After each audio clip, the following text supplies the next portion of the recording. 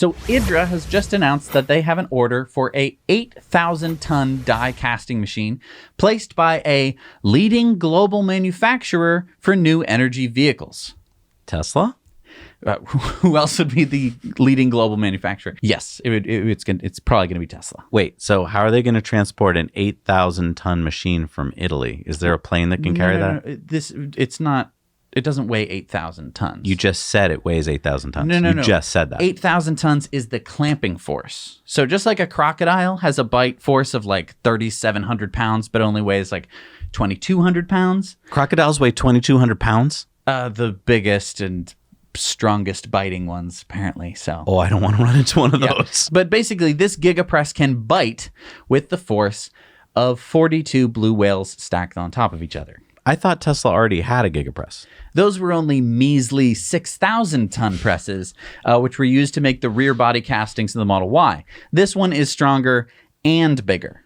What do they need that for? So general manager of IDRA, Ricardo Ferrerio, said this giant machine will be used for the production of chassis components of larger vehicles, such as pickup trucks, fully electric light goods vehicles, and SUVs. Wait, pickup trucks? They're gonna press the under casting in this? They're not going to press it. They're going to mold it. Sorry.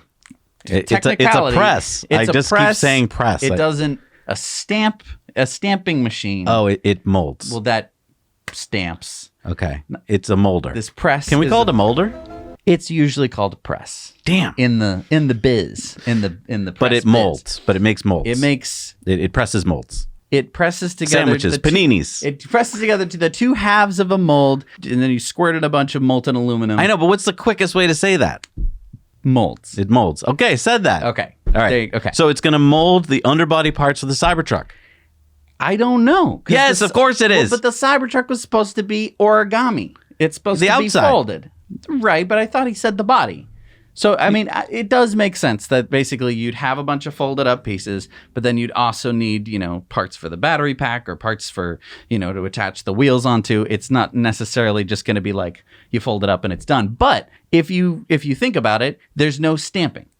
Stamping is very expensive because you need stamping machines, which are huge, humongous, big, smushy things that take sheets of metal and smush them into the proper shape. I'm so confused because gigapresses sound like that, but it's not. Those are 3-story tall. This is only like 1 story tall.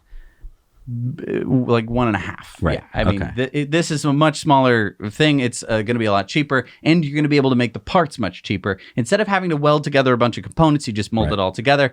I think that this is huge news for the Cybertruck, that basically Tesla is getting one of these presses. They're probably going to start working on it, and I'm sure as soon as that's up and running, we're going to start to see Cybertrucks.